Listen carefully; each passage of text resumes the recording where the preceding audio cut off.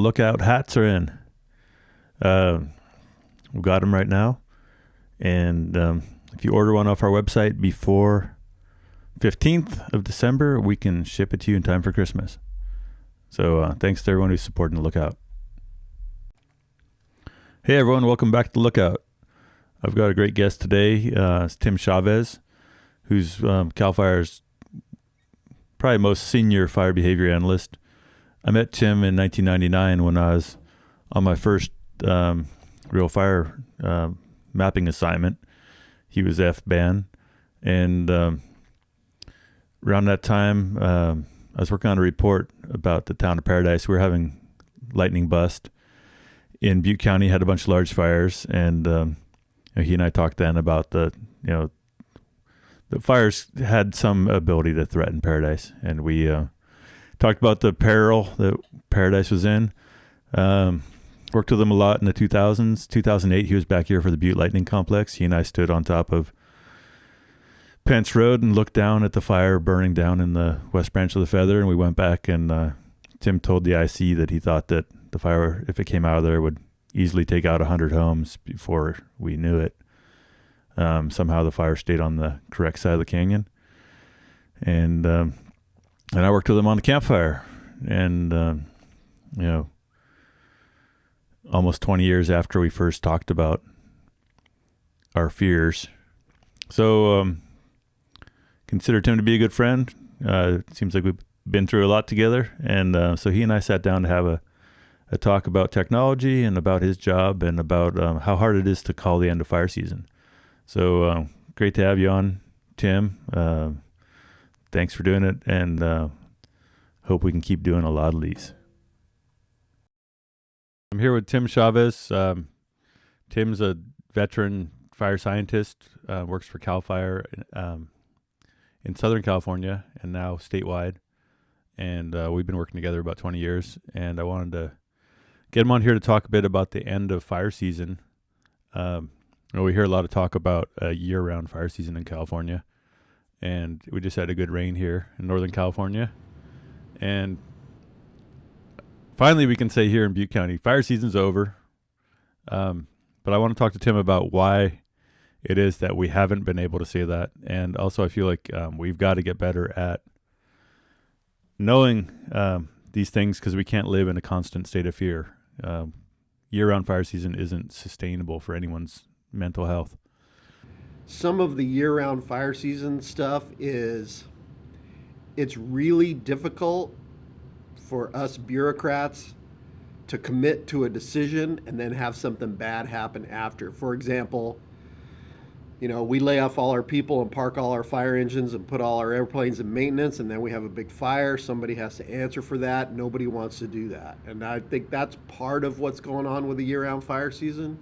I mean, it's just difficult to ride that beef if something bad happens. Nobody wants to do it, and I don't really blame them. So the other thing is the thing about Southern California is that you can have a fire, even in a wet year, any month of the year, if you have a hot start in some old heavy brush and you haven't had rain for, maybe even just a few weeks.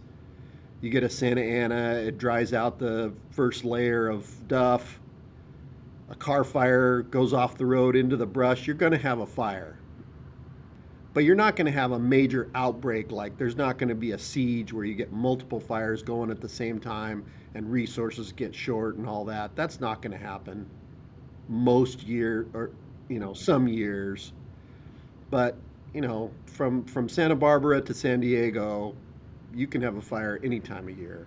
It's not like places in the north where you get snow cover or you get the green grass prevents ignitions.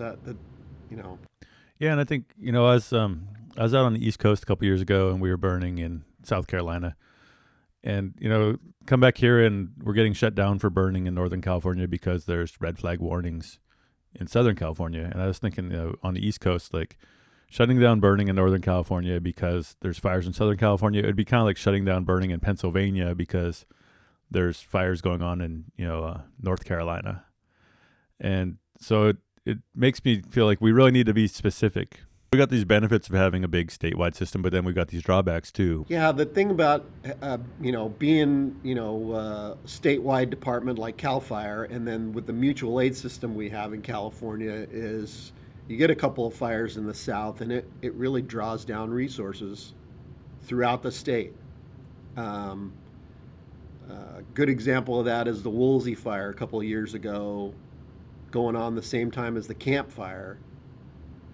Uh, Tons of resources are heading north because people are dying, and then they get 100,000 acre fire in Malibu, and LA County Fire really took a beating because they let so much stuff out of their area, and it's just one of those things. You have to fight the fire you have. You can't wait for a fire. Sometimes you end up making a tough decision on resource allocation, and sometimes it bites you.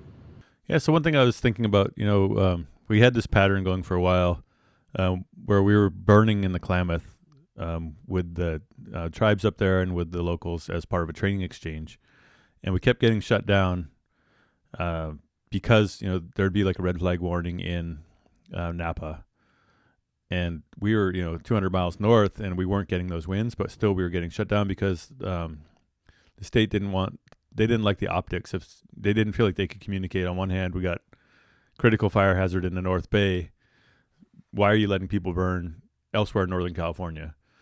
And it was really frustrating for us because we were in this great window of burning. We weren't in winds. And we had to send their own maps, the predictive services own maps, to the agency to say, like, look, your own scientists are telling us that there's this very low probability of escape, that we're not in critical fire hazard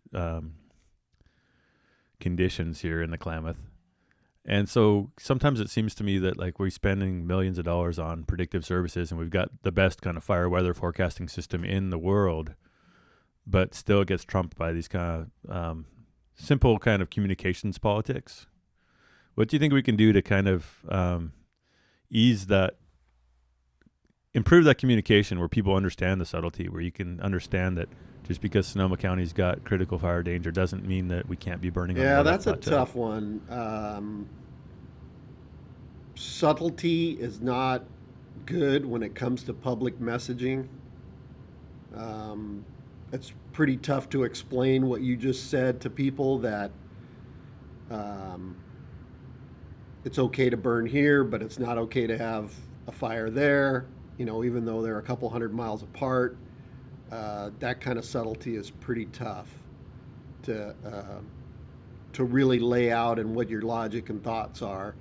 The other thing is that the systems that you're talking about, the red flag warning system and the predictive services large fire potential product, NFDRS, does a really poor job in the shoulder seasons when you're either coming out of fire season or coming into fire season. That breaking point where, one day you can't have a large fire and a week later you can, that is really hard ball to call. And a lot of times it's done by intuition more than by science, because the science hasn't caught up. And there's a few reasons for that. One of the main pillars of all those products is live fuel moisture. And live fuel moisture is really hard to characterize as a general quantity. Live fuel moisture is an individual plant thing. I mean, in the same stand of brush, you can have black sage or brittle bush that's at 200% fuel moisture, and right next to it is chamise that's at 65. You're not going to get that black sage and brittle bush to burn, but the chamise will. But will it carry fire? That's the thing that's hard to call. It probably won't. But the physiology of those, just those three examples right there, the physiology of those plants is so different. The soft chaparral, if you will, the brittle bush, black sage, California sage, they'd start uptaking moisture right away. The first sign of moisture, even fog drip, and it will put on new leaves, and the fuel moisture goes way up. Chemise does not come out of dormancy no matter what happens. If you get 20 inches of rain, it will not come out of dormancy until late February, early March. It just won't. It's just not programmed like that. So until we can get down to, with LIDAR and with, big data and characterizing fuels really differently than some of the new work that's going on, maybe we'll get there and have a better idea of what that big picture is. But until we can get there, it's it's pretty tough for National Weather Service meteorologists to appreciate that nuance. Like, just this last 2 weeks before Thanksgiving, we had tons of red flag warnings in the south from Ventura, Santa Barbara, LA County, even bled into Riverside County for a few days. We had no fires. The biggest fire in the region was 10 acres down on the border, which I didn't expect because they've gotten more rain than a lot of places. Okay, yeah. So we're just talking a little bit about green up, and it's frustrating. I guess there's kind of this Twitter thing that happens where a bunch of messaging comes out on Twitter that there's fire weather watches for the North Bay or something, and then you jump on the webcams and everything's green, and you're like, are the weather forecasters not checking the webcams? We're getting these, and then people, knowledgeable meteorologists and bigwigs on Twitter are saying like, oh, we could still have fires, and I look outside, I'm like, man, it's green, like we could burn some thatch right now. And I guess what drives a lot of this for me is just that, I'm seeing that we really are needing to get more prescribed burning done.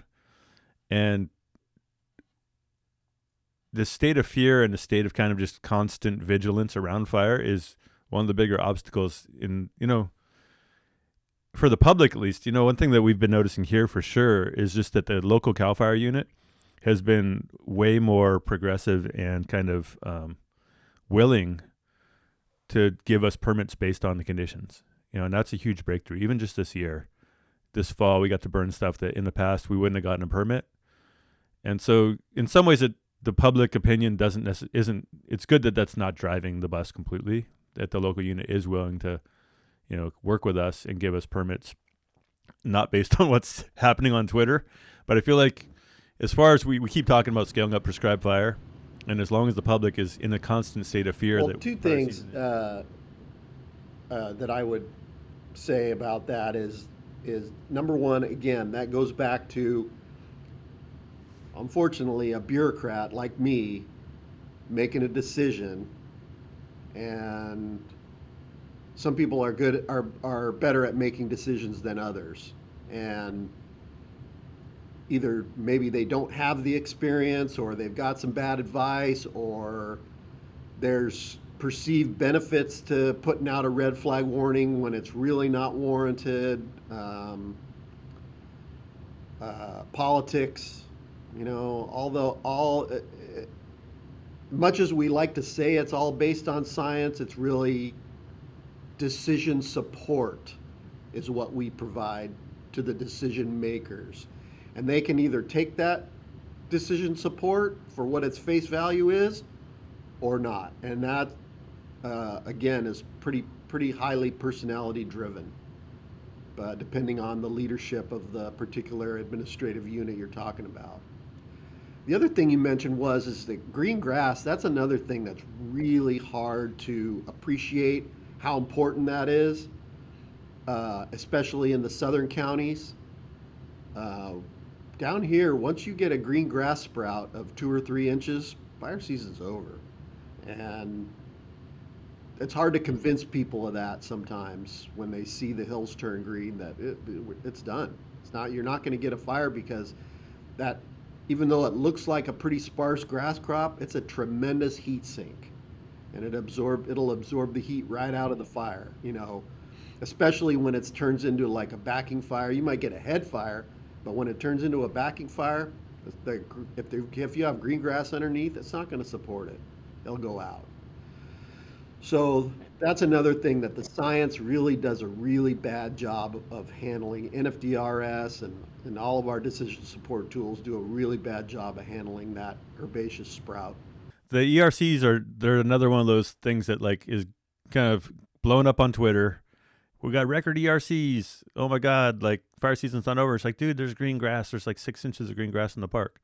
You can have record breaking ERCs in November, but that record is maybe half of what your midsummer ERC is. It might be a record for that day, and the charts will show it that way, but it might be a third or a half of what you would expect in July. You know what I mean? And so yeah, it's record breaking. It's above average, but And it doesn't mean that you've ever had a fire in that place on November 30th. exactly. You know, we had the campfire here on November 8th. And so you go to burn in October, even after you've had some rain, and people say, oh, no, you could still, the campfire happened in November. We're not out of it. It's like, well, except that we had 2 inches of rain in September, and once again, it's that kind of Really that subtlety. important. It's like, well, no, that's really important. And that was the thing about the campfire was that those north wind events are going to happen. They are going to happen in November and October and December. But if you get rain before them, it mutes them. But if you don't, man, that's bad times. And that's what happened on the campfire. I think the day the campfire started, Northern California had been 250 plus days without rain, without a significant rain event. And that stuff matters. Yeah. Yeah. And we had screamer north winds last week in Concow, and we had some little fires that were roadside small fires, and they put them out, Yeah. During that red flag warning period last week, LA County had a vehicle fire on the I-5, famous place for having big fires. It spread into the brush and went out. So that to me, that's one thing. That's one thing that's not really appreciated by any of the models or any of the tools that we use for decision support is how's your initial attack been? Have you been catching your fires? Are your fires spreading? Are they spotting? That kind of qualitative information is not captured by any kind of system. That's just a gut check thing. Yeah, I made a comment about that, a couple weeks ago. Someone's like, yeah, we're in critical fire conditions. I was like, can you really call it critical if we're picking up everything on IA? And then as soon as I said that, then a fire popped, and it was like the one fire that like got some photos taken of it. We go out in these incredibly gnarly conditions. Spent your whole career going out and fighting fire in the worst conditions and often being successful. And so let's go out when they're not quite so critical and do some big burns. We've got all these people that are brave and strong and well-trained. It's frustrating to me that we're not scaling up quicker. And I know that the liability issues are huge, that finding a willing landowner and taking on the liability and everything is a huge problem. But I feel like we spend all summer going out and doing major projects in the backcountry.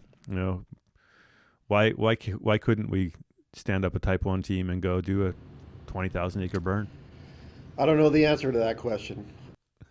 I want to be able to order S2s on a prescribed burn and just have it, no big deal. If I'm an initial attack IC and I order up a frickin' VLAT, no one bats an eye, but if I'm a prescribed burn guy and I need to call an S2 because I got to cool down a flank, like, man, I'm going to pay for that. Yeah. I mean, I think it goes back to liability is an issue and it's a problem, but somebody has to make that call, and until people have more confidence in their outcome, they're not going to make that call. There's too much prep work, too much money needs to be spent on prep work. It takes the immediacy out of it. I mean, we have projects that are taking 5-10 years to complete, like that one in Monterey that we did this just a few months ago. I mean, that thing's been being planned for 5-6 years and finally got it done. And I don't know. I just think we need to get over ourselves that way. I mean, CEQA is a problem, liability is a problem, rural dwellings are a problem. I mean, there's a lot of problems here. Bad weather forecasts are a problem. Yeah, I don't know what the answer is. It's tough.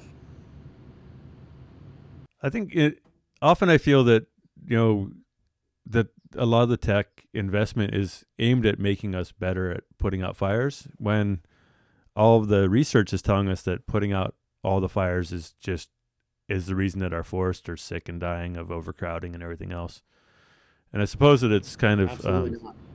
it's not the same story in every part of the state, but the more I feel like the better we get at keeping fires out of Nevada City or Grass Valley, it's like at some point we're going to have that nighttime east wind campfire event, and the town's going to burn down. And that we're just kicking the can down the road with, all these webcams and everything that aim at putting out every single ignition. And it's just this intractable problem where you've got all these people there. There's no way we can put fire back on the landscape under just about any condition. Yeah, I mean it is intractable, like you said. There's places in we can all name the towns that their days are numbered. I mean they're up and down the west, even in the East Coast, even in the Appalachians. I mean there's places where there's going to be fires and they're going to be big, but you know I I feel I feel triggered when people talk about, well, fire suppression is bad and all that stuff. But hey, we were just meeting society's needs at the time. We didn't know it was going to cause all this, and now that I have this kind of crazy idea in my head that by putting out fires for the last 100 years, how much have we increased the carbon stock, and how much more carbon would be in the atmosphere if we had done native burning? And I don't know. That might be crazy. The numbers might not add up. Maybe. Yeah, but I mean, I guess the problem is that a lot of that carbon is now in the tiny atmosphere. bits The Dixie Fire and the Bear compared to Fire the entire and the Creek West. Fire. I think. I don't know. Even a 1,000,000-acre fire is, you know,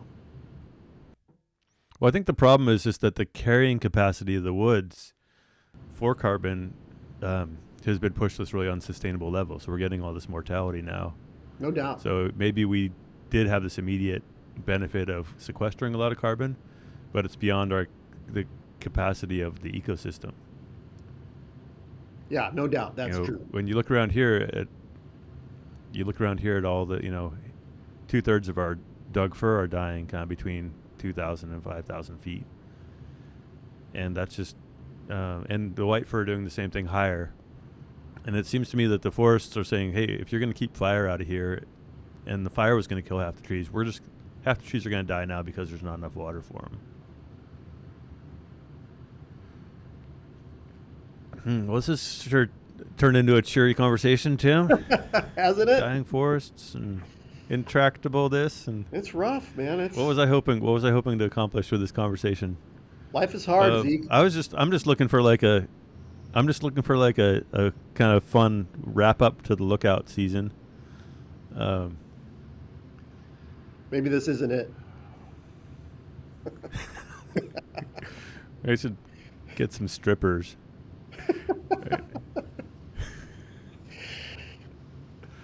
Well, I find myself, I'm going out with this, not going out literally, but I'm taking this researcher out on Monday, and I'm just kind of coming into it a little grumpy because, she's all cheery about big data and, sensors on trees and urban forests. And she's writing a book on kind of, she's a environmental engineer. And so she's really interested in like cities and how you can like have sensors in every tree. So then the kids can go out, like get a text message that the tree's thirsty and go out and give it a drink of water, and we'll have better urban forests and stuff. And so my first thought when she said she wanted to come talk to me about technology and fire is I'm going to take her out to the Bear Fire that just goes as far as you can see. You go up to Big Bald Rock up in Berry Creek, and every direction you can see is high severity fire. And to me, the scale of the problem is so far beyond, even if we knew that every single tree out here needs a drink of water or needs to be cut or whatever, it's like we don't have the manpower. I feel like people aren't quite grokking the scale, just how much work it is to thin an acre. And we talk about having 30 million acres of forest in California. So I don't want to be too cynical about it, but I also feel like there's this kind of hopeful kind of optimism in the tech and kind of venture world that somehow we can engineer our way out of it.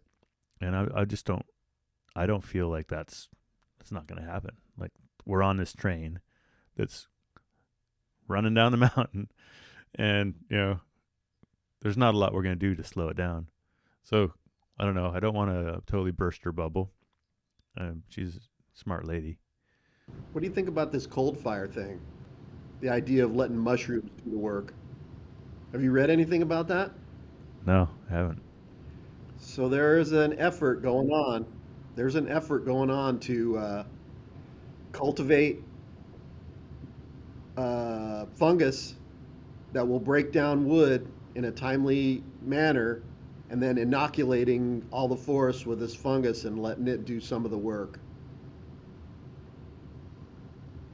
What could go wrong? What could go wrong? Oh man, it was like I took some mushrooms last night and I had a great idea. It's the secret. What do they used to call that? The plant intelligence. Have you read that Susan Simard book Yeah. about the mother tree? No, I haven't. Oh, you should look it up. I feel like haven't there's like read it some either. sort of Joe Rogan podcast now. Like, is it? Are you my first podcast guest here, Tim? We're just like gonna shoot the shit and then I'll just throw up like a 4-hour like Joe Rogan kind of thing.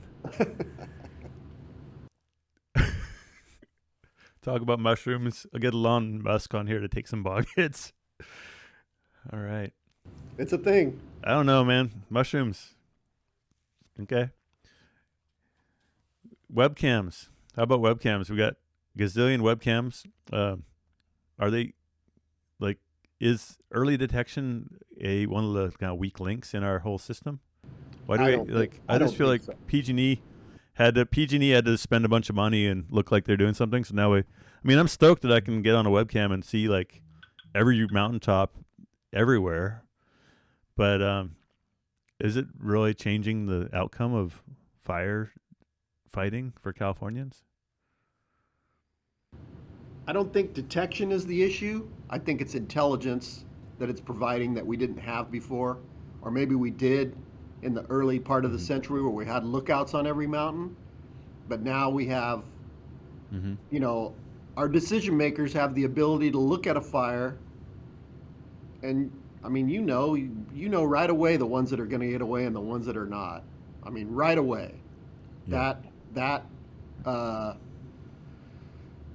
That little bit of information sometimes can make a difference between catching the next fire or not. You know what I mean? So I think they have a lot of value, and I think that they're also being used to assess the fuels.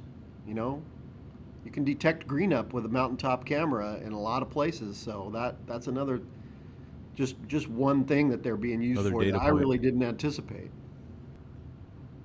I don't know what the answer is. I mean, I think the technology has a part to play, and I mean, we get hit up by vendors all the time, and everybody has a new way of detecting fires early, and they've got the false alarm rate down and all this stuff. And the the problem is not detection in my experience. I don't recall a fire that went undetected and that's the reason it got away. I don't recall that happening. I guess it maybe has happened, but I didn't experience anything like that in my 45 fire seasons. Well, I like what you had to say about it making a difference in catching the next fire, right? That we're not going to, you can look on the webcam and say like, oh, you don't need a second dozer. You don't need a third dozer. Looking good. Let's keep that stuff for the next fire. And it's like, I hear that is valuable. Yeah. That's one of the, I think that was an unintended consequence, but it is happening that way. Yeah, it's amazing. I mean, I've been using those cameras. We did a burn last Monday. We kind of smoked out Forest Ranch for about an hour, and we were feeling bad about it. But I came back, and as soon as I got home, I recorded the loops of the smoke, and it showed it dispersing. We smoked them out for half an hour, and then here's 4 different cameras showing the smoke dispersal, and it didn't look that bad, and so it's this great resource for me now, especially if I have cell and I'm on a burn. I can check my smoke from 4 different angles during the burn. Another side benefit for sure. Yeah, we did the same thing down in Salinas on that prescribed burn that we were with SJSU. They used the cameras for smoke dispersal. It was amazing. Okay, well, thanks for being my podcast buddy. Cool. Let's keep doing them. You bet, man. All right. Anytime. Be well. Good conversation.